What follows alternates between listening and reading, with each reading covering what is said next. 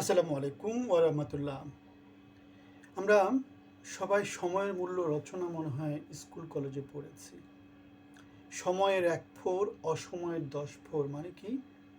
আপনার কাপড়ে অথবা কোথাও হয়তো ছোট একটা ছিদ্র হয়েছে, সেটা যদি আপনি সময় মতো রিফু করে ফেলেন, সেটাকে যদি সময় মতো সংস্কার করে ফেলেন, তাহলে সেটা বিশাল রকমের ক্ষতির কারণ হয় না। কেননা সেটা বাড়তে, বাড়তে অনেক বড় হয়ে যায়। যদি অসময়ে গিয়ে দেখেন সেটা খারাপ হয়ে যায়। একই রকম করে শরীরে আপনার ছোটোখাটো একটা টিউমার হয়েছে, সেটা যদি খুব আগে অনেক আগে থেকে যদি আপনি সেটা ট্রিটমেন্ট শুরু করেন, ডাক্তার দেখানো শুরু করেন, কেটে ফেলে দেন, তাহলে সেটা শরীরে পচন ধরায় না বা মৃত্যুর কারণ হয় না। বিএনপির ক্ষেত্রে আমরা যেটা দেখতে পাই সেটা হচ্ছে ১৭ বছর তাদের শীর্ষ নেতৃত্ব দেশে ছিল না, সেজন্য সরকার বিরোধী আন্দোলনও তাদের তেমন করে সফল হয়নি।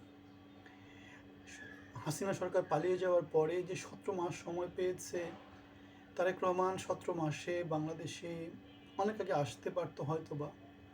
আমি জানি না তার সমস্যাটা কী ছিল, যদিও তিনি বলেছেন তার আশা তার একার উপর ডিপেন্ড করছে না। যদিও আমার ধারণা হচ্ছে নিরাপত্তা ইস্যুতে তিনি হয়তো এই কথাটা বলেছেন, কেননা বাংলাদেশের নাগরিক টিকিট কেটে বিমানে বসে যাবে, ন্যাশনাল আইডি কার্ড তার আপনার আছে, সুতরাং বাংলাদেশে আসতে কোথাও কোনো সমস্যা কাউকে পেতে হয় না। এটাই আমার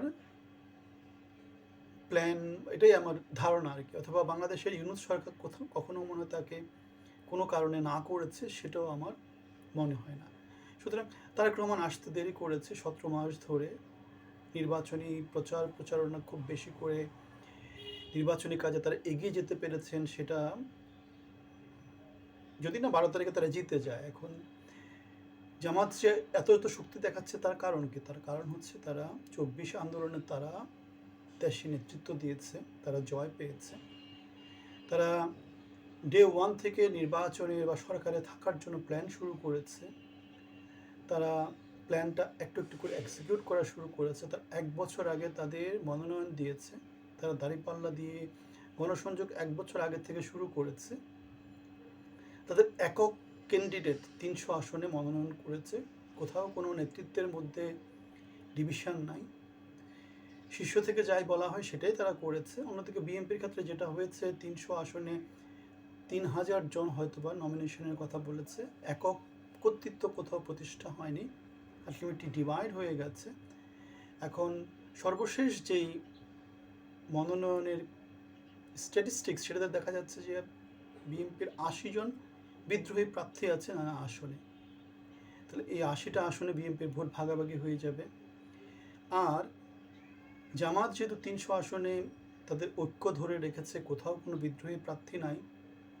জামাত যেহেতু ১ বছর আগে থেকে গণসংযোগ শুরু করেছে, জামাত যেহেতু তাদের নির্বাচনী পোলিং এজেন্ট অথবা যারা নির্বাচনী কাজে নিয়োজিত থাকবে, তাদেরকে অনেক আগে থেকে তারা রিক্রুট করা শুরু করেছে, ট্রেনিং দেওয়া শুরু করেছে। সুতরাং তাদের একদিক থেকে পিছানো যে তাদের নির্বাচনী অভিজ্ঞতা খুব বেশি বিএনপির মতো করে নাই অথবা আওয়ামী লীগের মতো করে নাই। সুতরাং তারা সেই জন্যে অনেক আগে থেকে প্রস্তুতি নেওয়া শুরু করেছে, রিক্রুটমেন্ট শুরু করেছে। সুতরাং সেদিক থেকে তারা এখন চিন্তামুক্ত। বিএনপির ক্ষেত্রে সেই জিনিসটা যদি তারা অভিজ্ঞ খুব অল্প সময় করে ফেলতে পারে। যদিও আমরা দেখেছিলাম হাসিনা সরকারের সময় তাদের এ ধরনের পোলিং এজেন্ট বা নির্বাচনী এজেন্ট যাদের আছে, তাদেরকে বাড়িতে গিয়ে গ্রেপ্তার করে নানা রকমের মামলায় তাদেরকে আটক করে রাখা হয়েছে, নির্বাচন বানচালের চেষ্টা করা হয়েছিল। ইউনূস সরকারের সময় সেটা হবে না, সেটাই আমরা হয়তো বিশ্বাস করি। এখন নির্বাচনের দিন এই যে দুইটা শক্তি যেটা আছে, বিএনপি এবং জামাত, তারা যদি সমশক্তির পোলিং এজেন্ট বা নির্বাচনী কর্মকর্তাদের নিয়ে মাঠে নামে, তারা যদি গণসংযোগ একই রকম করে চালায়, তারা যদি ভোটের ডিভিশনটাকে ঠিকভাবে কাজে লাগাতে পারে, সেক্ষেত্রে সময়ে মতো যে কাজগুলো করেছে সেটার ফলটা বাংলাদেশ জামাতে ইসলামী পাওয়ার উচিত। কেননা আল্লাহ যারা পরিশ্রম করে তাদেরকে ফল দিতে মনে হয় কুণ্ঠা করে না। আর আমরা দেখতে পাচ্ছি ২৪ পরবর্তী বাংলাদেশে জামাত যেভাবে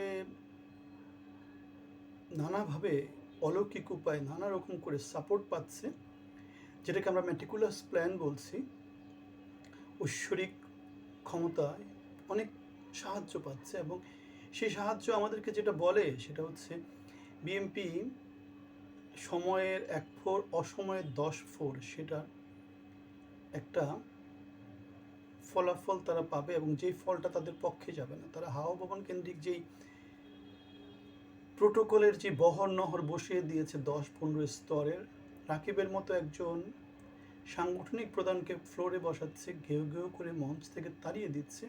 এগুলো আমাদের যেটা বলে সেটা হচ্ছে বাংলাদেশ এখন আর সে 80-90 শতকের বাংলাদেশ নয়, বাংলাদেশ এখন 2024-এর বাংলাদেশ। বাংলাদেশ এখন তরুণ নেতৃত্বের বাংলাদেশ। সুতরাং এখানে চাঁদাবাজ, টেম্পো স্ট্যান্ড দখলদার, ব্যাংক লুটেরা, ঋণ খেলাপি, পালিয়ে থাকা লোকজন, অযোগ্য লোকজন, অশিক্ষিত লোকজন বাংলাদেশকে আর নেতৃত্ব দিতে পারবে না। তরুণ সমাজ ইউনিভার্সিটিগুলোতে বিপ্লব দেখিয়েছে, 12 তারিখ ভোটের মাঠেও বিপ্লব দেখাবে। আমি শতভাগ নিশ্চিত 12 তারিখের নির্বাচনে কেউ কারচুপি করার তেমন কোনো সুযোগ পাবে না, এবং সরকার, ইউনূস সরকার এবং আইনশৃঙ্খলা বাহিনী জিরো টলারেন্স নীতি গ্রহণ করবে।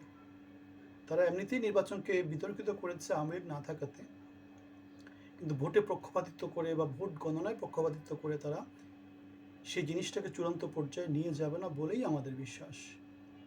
আপনাদের মতামত জানাবেন। আপনাদের সবার জন্য শুভকামনা। আসসালামু আলাইকুম।